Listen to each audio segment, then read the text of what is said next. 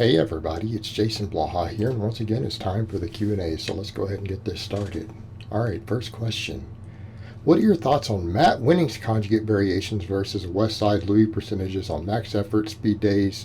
Example 1, Wenning prefers to go to 90% on max effort, whereas Westside sets out to push closer to 100% effort. Example number 2, on speed days, Matt recommends about 30 to 40% of 1 rep max versus the 50 to 60% set out by Louie. What could you see as the potential benefits of running slightly lower percentages? Like you'll see in my point below, and I think Wenning is a great coach. I don't think he's a good coach. I think he's a great coach. Okay, there's a difference. That being said, what's the benefit? The benefit is that you could do something different from Westside so that you can sell books, programs, and seminars. That's the benefit. Okay? Oh, you mean to the lifter, there is no benefit. Like there's no actual reason to do it differently. And I'm not saying it doesn't work. Obviously, Wenning is strong. Obviously, his athletes are strong. Are they doing better than the guys at Westside? Okay, are they doing better than the guys that Louie coaches? I want you to think about that. Are they having a lower injury rate? Are they hitting bigger lifts? Are they stronger? Are they jumping higher? Like, are they more successful? Okay, so essentially, you have a coach who learned at Westside, who has devised his own variation to the Westside system that is not producing better results than the original stuff being done there. It's not better than Louie's stuff. They're not making better progress. So my question to you would be, so why would you see the merit in doing this yourself? What he is essentially doing is that Wenning is making his own name for himself, doing something that's pretty dang close, but just changing stuff a little bit. He focuses even more on speed instead of getting a little more tension. So he focuses on trying to get as fast as possible on speed work. But the question becomes, is it more successful? It doesn't seem to be. Probably pretty similar results, but the thing that I would ask is, don't you think they tested all that at Westside? That's what people forget with the decades and decades of experience that Louie has. Are doing this stuff and testing different athletes. He's run things like that, and he didn't find it to get better results. And as far as the pushing to 90%, I get what you're saying. And some people would say, oh, well, that way you never miss lifts. But the problem we run into is that only works if you are hitting true 90%. In other words, what if you're falling a hair short? Then you don't know that you exceeded that threshold, because we need to be hitting 90% and above to get the benefits of true max effort work in terms of the intramuscular coordination. Okay? You don't always know if you are getting there. So there's a difference between taking it all the way to the true maxes. The other thing, taking true maxes with conjugate lifts is not the same as lifts that you practice and practice and practice all the time. It's not the same thing. Your risk of injury is much lower. Your risk of burnout, staleness, and everything is lower due to rotating the lifts. You can take them all the way to a max is just fine. The only way what Wenning is going to recommend is going to work is if you absolutely know that you're hitting those thresholds.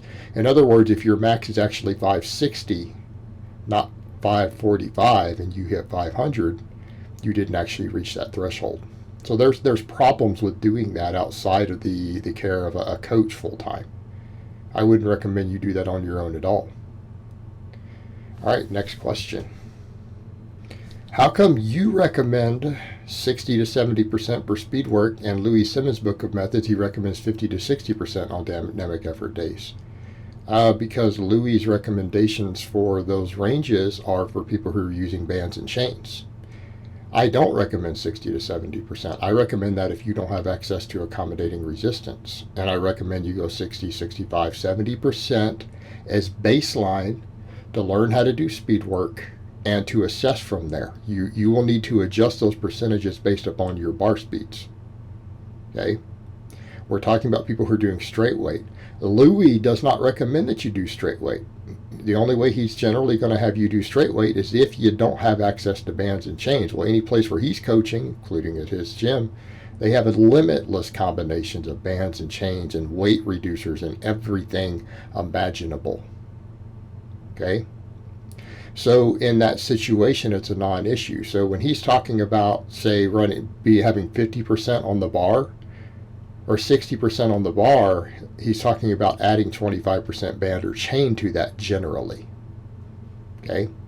So you technically, like especially if it's bands, you're going to have 75% real quick. You're going to have 75% by the time you're halfway to 2/3 of the way through the rep.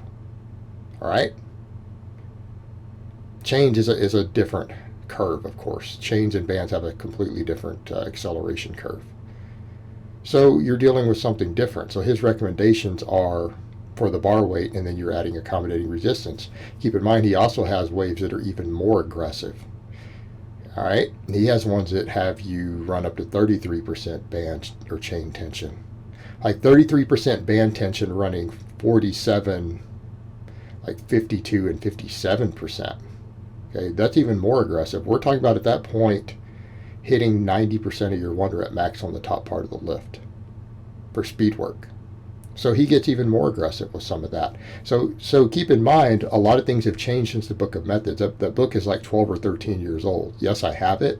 It's a great book, but he also has updated stuff, changed stuff around, experimented with other stuff even since the book has come out. So you need to get up to speed with it. And if you really saw those percentages that I gave and the percentages that Louie listed, you clearly haven't read the book very closely if you don't realize that's the barbell weight. You need to read into his stuff a lot more closely because you clearly do not understand it. Right? You need to read through all of it several more times. Go check out his newsletter, his website, and see what else they do. Because there's definitely some confusion there that you need to sort out so that you can understand how to do speed work. All right, next question. Best way to implement abdominal / oblique weak point training? Well, I don't know that we ever see core as a weak point, meaning it's something we should always be training anyways. Right? We should be training these muscles no matter what. And keep in mind, part of your core is your low back. I would say, let's talk about low back first. Reverse hypers. If you do not have access to reverse hyper, you could do high rep band pull throughs. You can do really high rep good mornings for extra supplemental work for your low back, in addition to your heavier work sets on the good mornings. You need to understand this stuff all works in conjunction. You need to be training your entire core, and you need to be training it directly. And if you're not, you only have a weak link because you've never trained those muscles. If you've only been relying upon isometric work to train them, that's why they're weak. And of course they're going to be weak, right? Before people chime in, well, these lifters even all your top level Olympic weightlifters train their low back and their abs separately, right? So people don't need to go there with that nonsense. Well, this guy in the Olympics, I doubt it. I bet you he trains his core.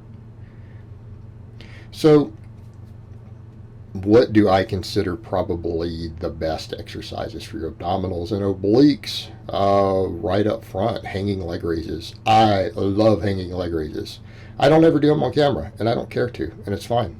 I'm just not interested in setting up and doing that because I tend to do it as secondary workouts. When's a good time to do your hanging leg raises? I like to do them on my days off. Now, I sometimes like to do them after a heavy squat or deadlift session. Sometimes I'll do them then also later in the day for part of my little second feeder workouts. I hate to use a Rich Piana term, but it does make sense. Our restoration workouts, our smaller workouts, our mini workouts. But I tend to do at least 2 or 3 sets of those at a minimum on my Wednesdays and weekends because I usually do my main training Monday, Tuesday, Thursday, Friday. Up near the top of the list. I like standing band crunches also, right, for really, really high reps. Because hanging leg raises, if you're strong enough to do really high reps, you need to be hanging weights or whatever off of your ankles. All right? If you can do more than about 15 with your legs straight, it's time to start hanging weight on your ankles. But failing that, very, very high reps also with standing band crunches, which you guys have seen me do in the past. I'm a big fan. If you don't have the bands, and I don't know why you don't have bands other than they're hard to get right now, you can do them with cables. Right? Those things work. In addition to just sometimes when you're laying in bed at night, you can bang out 100 or 200 crunches just laying in bed, relaxing, or early in the morning if you want. Just do abs, abs, abs. Right? You can train your abs all the time. And it's a good idea too. They need the work capacity. But number one exercises on the list is going to be hanging leg raises and reverse hypers.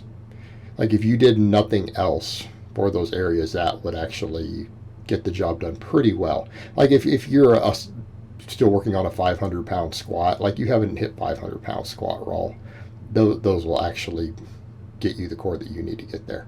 You might need more stuff after that, though. All right, guys, well, that's really all I have to say on that today. I hope it's been informative, and I will talk to you guys next time in part 2.